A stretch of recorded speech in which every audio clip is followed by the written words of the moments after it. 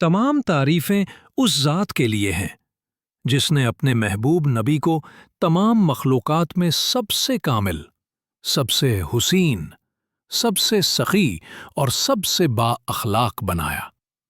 ہر نبی کسی ایک پہلو میں نمایاں ہوا، کوئی حسن میں، کوئی حلم میں، کوئی عبادت میں، مگر محمد وہ نبی ہیں جن میں تمام خوبیاں جمع کر دی گئیں۔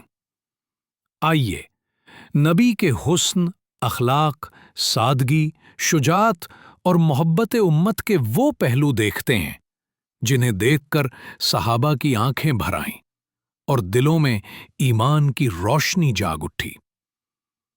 ایک رات مدینہ کی فضا میں چاند پوری آب و تاب سے چمک رہا تھا۔ جابر بن سمرہ نوجوان تھے، نبی کے پاس بیٹھے تھے۔ چاندنی نبی کے چہرے پر پڑ رہی تھی۔ جابر کہتے ہیں، میں نبی کے چہرے کو دیکھتا، پھر چاند کو دیکھتا۔ قسم ہے خدا کی، نبی کا چہرہ چاند سے زیادہ حسین تھا۔ یہ وہ چمک تھی جو صرف روشنی نہیں بلکہ ایمان کا نور تھی۔ نبی نے فرمایا، یوسف علیہ السلام کو آدھا حسن عطا کیا گیا تھا۔ علماء کہتے ہیں کہ یوسف کو جتنا حسن ملا وہ نبی کے حسن کا صرف آدھا حصہ تھا۔ حضرت علی فرماتے ہیں، نبی نہ زیادہ لمبے تھے نہ پست قد، درمیانہ قد کے، چہرہ گولائی لیے ہوئے، رنگ روشن سفید اور ہلکا سرخی مائل تھا، آنکھیں بڑی اور پلکیں گھنی تھیں، دانت چمکدار تھے اور جب مسکراتے تو نور پھیل جاتا۔ برا بن عازب کہتے ہیں، میں نے نبی سے زیادہ حسین شخص نہیں دیکھا۔ ان کا چہرہ چمکتا ہوا چاند تھا، قد درمیانہ تھا اور دو کندھوں کے درمیان ایک مہر تھی جو نبوت کی نشانی تھی۔ انس بن مالک کہتے ہیں، میں نے نبی کے جسم سے زیادہ نرم کوئی چیز نہیں چھوئی اور نہ مشک و عطر میں وہ خوشبو تھی جو نبی کے جسم میں تھی۔ ہند بن ابی حولہ فرماتے ہیں، چہرہ روشن تھا جیسے چاند، پیشانی کشادہ، بھویں باریک مگر نہ ملی ہوئی۔ جب خاموش رہتے تو سکون اور جلال چھا جاتا اور جب مسکراتے تو یوں لگتا جیسے دیواروں سے روشنی پھوٹ پڑی ہو۔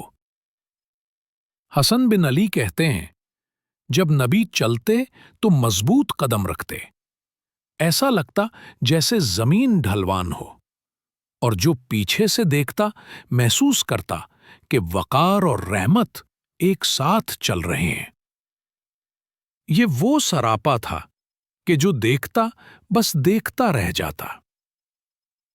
عمر بن عاص فرماتے ہیں، مجھے سب سے زیادہ سکون نبی کے چہرے کو دیکھنے میں ملتا، لیکن میں بیان نہیں کر سکتا کہ وہ کیسے تھے، کیونکہ ان کے جلال کی وجہ سے نگاہیں جھک جاتی تھیں۔ یہ جلال دشمن کے لیے رعب تھا اور دوستوں کے لیے محبت۔ ایک دن عمر بن خطاب نبی کے حجرے میں آئے۔ انہوں نے دیکھا کہ نبی کھجور کی چٹائی پر آرام فرما ہے اور جسم پر چٹائی کے نشان پڑ گئے ہیں۔ عمر کی آنکھوں سے آنسو بہنے لگے۔ انہوں نے عرض کیا، نبی، کیسر و کسرا تو ریشم میں رہتے ہیں اور آپ اس حال میں؟ نبی نے مسکرا کر فرمایا، اے عمر، کیا تم نہیں چاہتے کہ ان کے لیے دنیا ہو اور ہمارے لیے آخرت؟ پھر فرمایا، دنیا میں میری مثال ایک مسافر کی سی ہے جو درخت کے نیچے تھوڑی دیر آرام کرتا ہے پھر آگے بڑھ جاتا ہے۔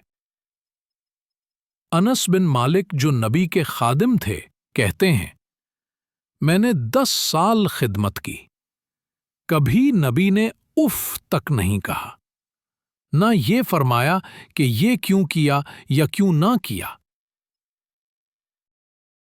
ایک رات مدینہ میں زوردار آواز ہوئی، لوگ گھبرا گئے، مگر جب باہر نکلے تو دیکھا नबी पहले ही घोड़े पर सवार, बगैर जीन के, तलवार कंधे पर फरमा रहे थे, डरने की कोई बात नहीं।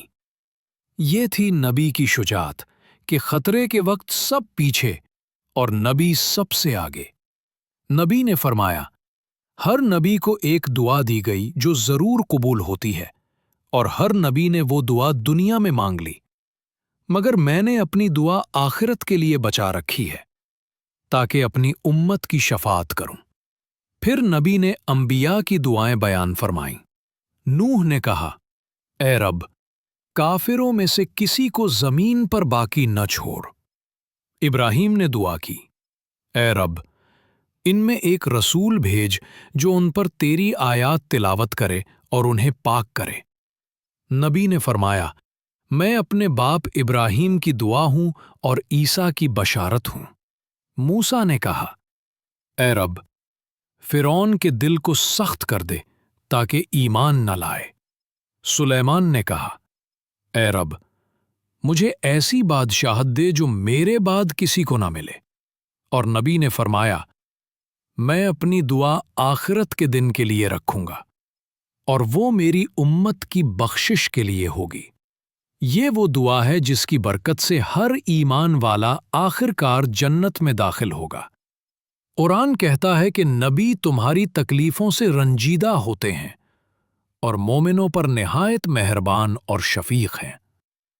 एक दिन नबी ने अंबिया की दुआएं याद की और अपने हाथ उठाकर रोने लगे। फरमाया, ए अल्लाह, मेरी उम्मत, मेरी उम्मत। अल्लाह ने जिब्रील को भेजा और फरमाया, मोहम्मद से कहो, हम तुम्हारी उम्मत को खुश कर देंगे और तुम्हें रंजीदा नहीं करेंगे। ये थी नबी की उम्मत से वो मोहब्बत जो रातों को उन्हें रुलाती थी और आसमानों पर रहमतों को जगा देती थी। अनस कहते हैं, एक शख्स ने पूछा, नबी, कयामत कब आएगी? नबी ने फरमाया, तुमने उसके लिए क्या तैयारी की? उसने कहा, मुझे ज्यादा इबादत नहीं, लेकिन मुझे अल्लाह और नबी से मोहब्बत है। नबी ने फरमाया, इंसान उसी के साथ होगा जिससे वो मोहब्बत करता है। अनस कहते हैं, हमसे ज्यादा खुश कोई न था कि हमने जान लिया जो नबी से मोहब्बत करेगा वो उन्हीं के साथ होगा। ए अल्लाह, हमें उनके साथ जमा फरमा। आमीन। ये थी नबी की सिफाते कामिला, इनका हुस्न, सरापा हिल्म, सादगी, शुजात और उम्मत से बेमिसाल मोहब्बत। अगर हम इनसे सच्ची मोहब्बत करते हैं तो इनकी सुन्नत को अपनी जिंदगी में जिंदा करें। अल्लाह हमें नबी के साथ जन्नत में जमा फरमाए। आमीन।